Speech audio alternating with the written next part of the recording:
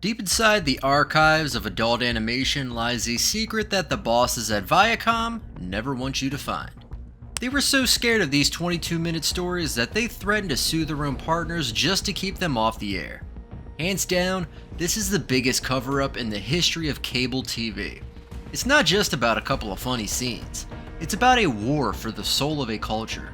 Most viewers think they have seen everything, but they are missing the most important chapters. The truth is much weirder than the fiction. Television history changed forever in 2005 when a radical comic strip turned into a hit show. Aaron McGruder created a world that was fast, loud, and totally honest. He used a sharp knife to cut through the lies of American culture. The show followed Huey, Riley, and their granddad as they moved to a white suburb. It was a massive success for Adult Swim, but there was a storm brewing in the background. McGruder had a specific target in his sights, and that target was Black Entertainment Television, also known as BET. He did not just dislike the channel, he saw it as a villain in the lives of his people. This is a key detail because most creators are too scared to attack their own industry. But McGruder was different. He saw the executives as antagonists who were making a profit by showing the worst versions of their culture. He believed they were prioritizing reality shows and bad music over anything that could actually help people. This led to the creation of 2 episodes that would never see the light of day on American television. The first was titled The Hunger Strike, and it was a total war against the bosses.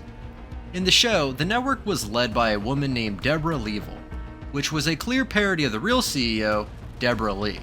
She was shown as a cartoon villain who lived in a giant lair and plotted ways to make people less smart. Beside her was a character named Wedgie Rudlin, a direct hit at the president of entertainment, Reggie Hudlin. The crazy part is that these 2 characters were shown as soulless monsters who hated their own audience, but the network had a secret weapon ready to fire. The story of the Hunger Strike is basically a masterpiece of anger and comedy.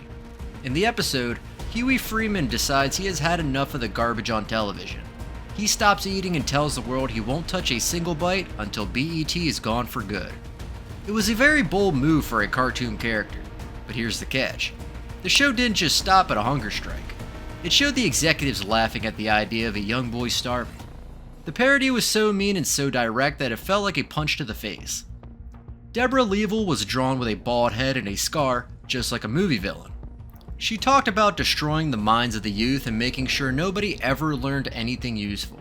The writers even made fun of the specific shows the network was airing at the time. They called them things like Hot Crank and Evil Idols. It was a total evisceration of the brand. And get this, the episode actually featured a character named Reverend Rollo Goodlove, who was a flashy activist who only cared about getting on camera. He eventually sells out Huey for a chance to have his own show on the network. This was McGruder's way of saying that even the people who claim to be heroes are often working for the villains. It showed a world where money wins and the truth is sold to the highest bidder. The script was so dangerous that the network bosses reportedly freaked out the moment they heard about it. They didn't see it as a joke, they saw it as a threat to their power and their reputation. This parody was about to become a legal nightmare. When the episodes were finished, the drama moved from the writer's room to the courtroom. There are still many rumors on the air, but what many can confirm is that the pressure was massive. Reports say that the executives at BET and their parent company Viacom made it very clear that those episodes should never air. They didn't want the public to see themselves portrayed as monsters. So here's the deal.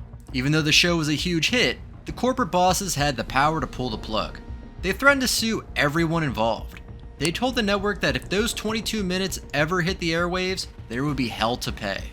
For starters, Reggie Hudlin actually had a history with the show, which made it even more personal. It was like a family fight that turned into a legal war. The episodes were quietly removed from the schedule.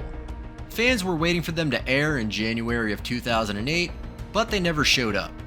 Instead, the network put on reruns and hoped everyone would forget. But the internet never forgets. Clips started to leak out, and the legend of the band episodes began to grow. People realized that the show had touched a nerve that was too sensitive for corporate America. It was a clear sign that you could talk about politics or race, but you could not talk about the people who owned the cameras. The suppression proved McGruder's point better than the episodes ever could. It showed that the villains were real, and they were watching. The biggest media mogul in Atlanta was watching closely. The war didn't stop with BET. A few years later, the show took aim at another giant in the industry. This time, it was Tyler Perry. In an episode titled Pause, the show created a character named Winston Jerome. He was a very clear parody of Perry, shown as a man who used religion and cross-dressing to build a massive cult. The episode was a direct attack on the quality of Perry's work and how he treated his actors. It showed a world where actors had to go through weird rituals to just get a job. Yeah, about that. Tyler Perry is one of the most powerful men in Hollywood, and he was not happy. He reportedly told the higher-ups at Turner Broadcasting that he would take his business elsewhere if they did not stop the episode. It only aired once before it was pulled from rotation forever. It was another case of a media mogul using their money to silence a cartoon. It's not that simple though, because fans started to see a pattern. Every time the show tried to speak truth to power, the power spoke back with a ban. These media titans weren't just characters in a story. They were the gatekeepers of what we were allowed to see. Even another episode called The Story of Jimmy Rebel was pulled years later because it was considered too controversial for modern times. The show was constantly under fire from every direction. Whether it was corporate bosses or social activists, everyone wanted to tell Aaron McGruder to be quiet. But every time they tried to hide an episode, it just made the fans want to see it even more. One final secret would change the show forever. The banned episodes of this show had become like holy grails for fans of animation. Since they couldn't air on TV, they eventually ended up on the Season 2 DVD set. McGruder even filmed a special intro for them, basically telling the audience that these were the stories the bosses didn't want them to see. It was a huge victory for the underground fans. The crazy part is that today, these episodes feel more relevant than ever. We live in a world where everyone is arguing about who controls the media and what kind of stories are being told. The Freeman family showed us that the villains aren't always in the shadows. Sometimes, they're sitting in the executive offices of the biggest networks in the world. Looking back, the ban was a failure because the message got out anyway. It teaches us that you can hide a video, but you cannot hide the truth. We have to wonder if things have really changed or if the same bosses are still pulling the strings behind the scenes. The show eventually went off the air, but the fight for honest satire continues.